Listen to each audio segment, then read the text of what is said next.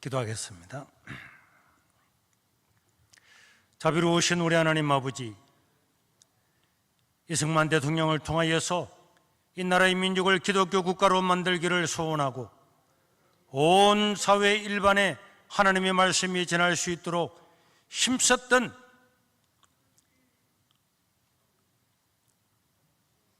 그 불모지 같은 곳에서 이 나라 민족이 하나님을 섬기고 예배하는 나라가 되기를 원했던 그런 선진들을 통해서 오늘 우리 대한민국은 마을마다 도시마다 농촌마다 어촌마다 교회가 들어서게 되었습니다. 우리가 이런 놀라운 뜻들을 계속적으로 이어감으로 말미암아 이 대한민국을 아시아와 세계의 선교의 전초 기지로 만들어서 하나님 나라를 확장시키는데 힘쓰는 이 나라 조국이 되도록 도와주시옵소서.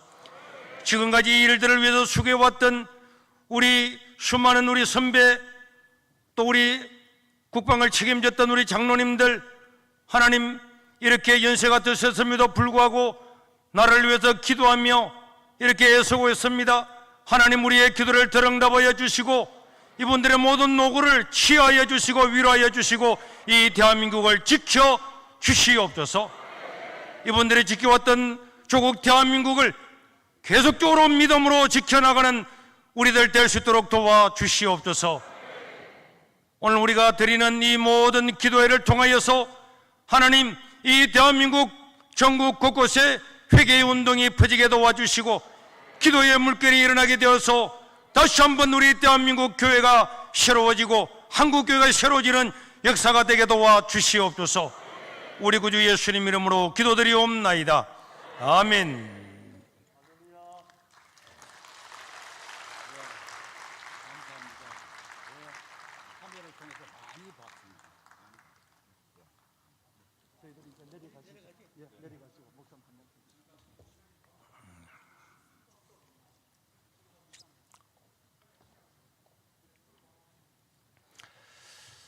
오늘 전국 17개 광야시 및 226개 시군구 우리 지도자분들이 이 자리에 참석해서 나라와 민족을 위해서 교회를 위해서 기도할 수 있는 기회, 회개하는 기도의 이 기회를 주신 우리 하나님 아버지 앞에 정말 감사를 드립니다.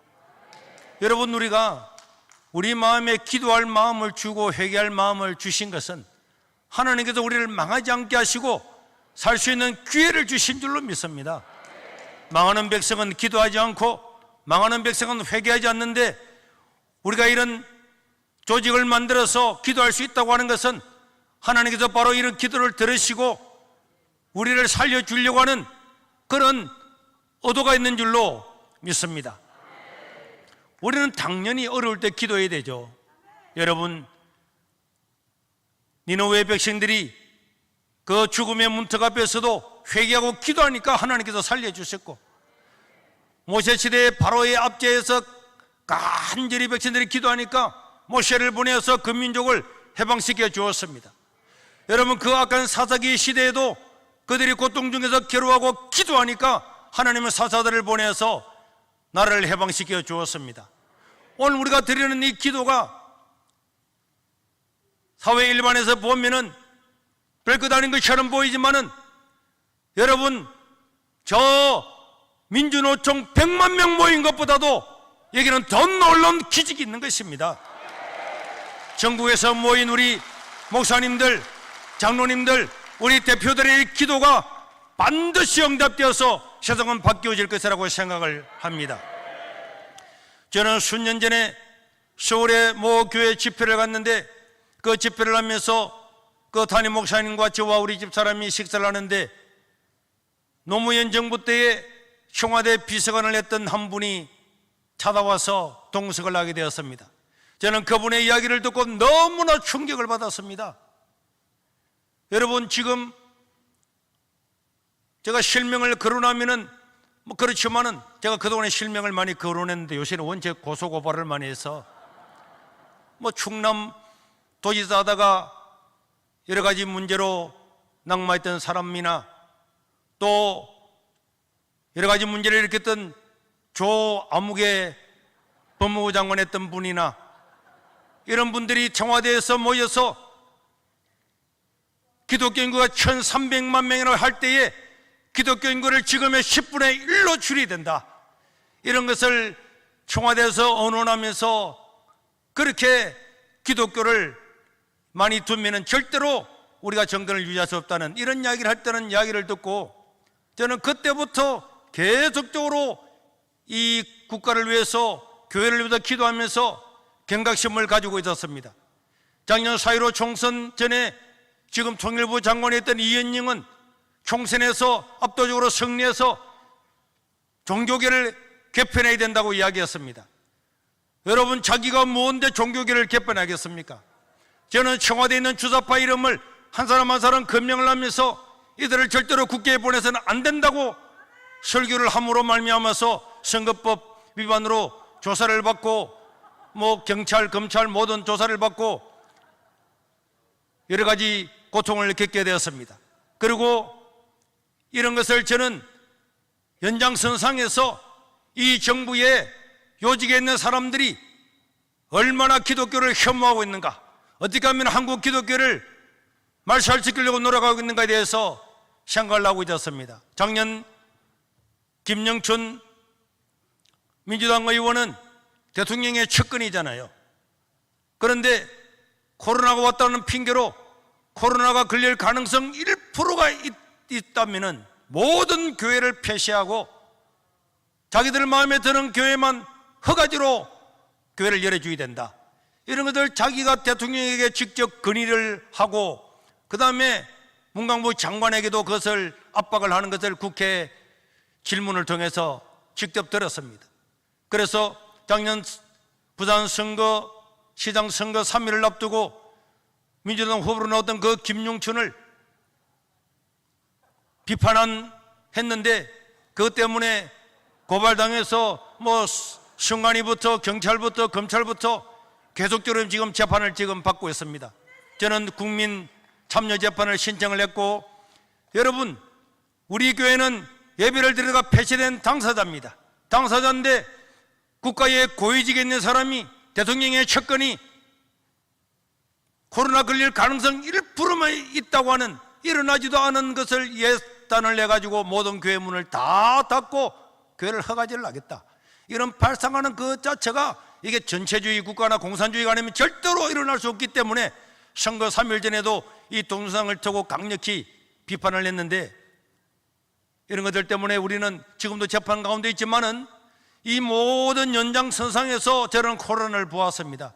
작년에도 우리가 계속적인 예배를 드리다가 작년에도 폐쇄를 당하고 작년 12월 30일부터는 새로운 감염법 예방법 49조가 발동됨으로 말미암아서 예배를 드리다가 정부의 방침대로 하지 않으면 경고를 받고, 경고를 했는데도 예배를 드리면 10일 정지하고 10일 운영 정지를 했는데도 예배를 드리면 무기한 폐쇄에 들어가고, 폐쇄에 들어갔는데도 불구하고 예배를 드리면 교회 표지판을 뜯겠다고 하는 것이 감염법 49조였습니다. 저는 그 집 작년 12월 30일 날 발의됨으로 말미암아서 저는 1월 첫째 주부터 우리 교회는 당회가 모여서 좋다, 우리 교회가 계속적으로 예배를 드림으로 말미암아서 이 법안을 무력화시켜야 된다, 우리는 헌법 소원을 하고 법적인 그런 대처를 해야 된다. 그러려고 하면은 피해 당사자만이 헌법 소원을 할 수 있고 피해 당사자만이 행정 조정을 하고 있기 때문에 할 수가 있기 때문에 우리는 당에서 만장일치로 우리 교회가 폐쇄가 되고 우리 교회 하나가 없어지는 한이 있어도 한국 교회를 위해서 우리가 희생하자. 만약에 우리가 잘못되면은 저는 여기서 책임을 지고 교회를 사임하고 내가 목회를 그만두겠다. 우리는 우리 교회 하나가 없어지는 한이 있어도 이 불법적이고 악법적인 이 정부와 당에서 싸워야 되겠다. 그렇게 해서 저희들은 예배를 드리다가 그 예방법에 의해서 첫 번째로 실제로 교회가 폐쇄가 되었습니다. 교회가 폐쇄되고 난 다음에 전국에서 많은 분들이 와서 지지도 해주고 그랬지만은 모든 공중파, TV나 라디오 모든 언론에서 우리 교회를 완전히 극으로 몰아가고 우리에게 고통을 주었습니다. 서울에서 5명도 모이지 못하는데 여기서 1000명이 넘는 사람이 함께 예배드리는 광경을 보고 완전히 우리를 매도했습니다. 그러나 여러분, 우리는 여기서 굽히지 아니하고 교회가 폐쇄됐음에도 불구하고 저 잔디밭에서 추운 한겨울에 하나님께 예배를 계속적으로 드렸습니다. 그런데 놀라운 것은 우리는 아무리 교회를 폐쇄하고 정부가 압박을 해도 우리 세계로 교회 교인 한 명이라도 남아있는 날 동안에는 반드시 우리는 대면 예배를 드릴 거다, 이렇게 해나갔는데 놀라운 일이 일어났습니다. 그렇게 정부가 우리를 잡아먹으려고 쓰나미처럼 모든 언론을 동원해서 욕을 했는데 그 다음 날이 되니까 잔디밭에서 예배를 드리고 눈이 오나 비가 오나 우리 예배 드릴 거다 현명을 나오고 난 다음에 전국 각지에서 다 일어나서 우리도 예배 드리겠다 하니까 정부에서 깜짝 놀라서 그 다음날 청와대에서부터 지시가 내려와서 세계로 폐쇄를 빨리 풀어라, 그래가지고 공무원들이 찾아와서 예배를 드리라고 통사정을 했습니다. 우리는 계속적인 예배를 드리겠다고 그랬습니다. 너희들이 법률을 정한 것처럼 헌법도 아닌 법률도 아닌 그냥 명령을 가지고 교회를 폐쇄하고 10월 유신보다도 100배나 더 악한 법을 가지고 이렇게 교회를 폐쇄하는데 한번 해봐라.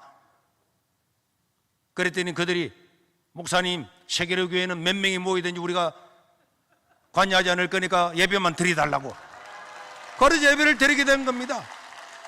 저희들은 그래서 매주 2500명이 넘는 사람들이 모여서 식사를 하고, 다른 교회는 뭐 밥도 뭐 통성기도도 못하는데 우리는 그대로 다 했어요.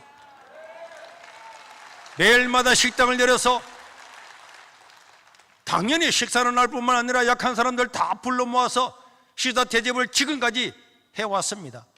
그런데 놀라운 것은 MBC 같은 저런 TV도 그렇게 우리를 공격을 하더니, 아니 2500명이 밥을 먹는 그런 것들을 다 준비하고 나눠주는 걸 다 보면서도 저는 또 그날 저녁에 난리가 날 줄 알았는데 TV에는 세계로 교회는 방역을 잘 지키고 있다고 이렇게 나오더라고.